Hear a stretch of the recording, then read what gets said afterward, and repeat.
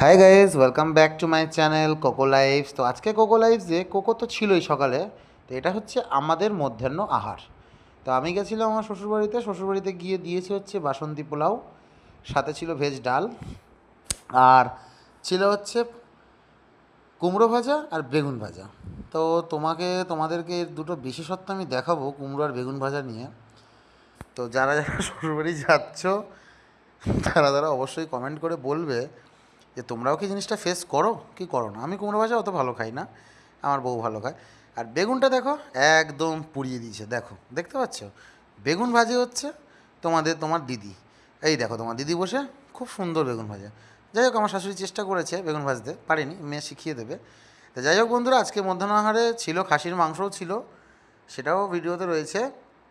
যদি ভিডিওটা ভালো লেগে থাকে অবশ্যই কোকোস লাইফ চ্যানেলটাকে সাবস্ক্রাইব করে তোমরা পাশে থাকবে।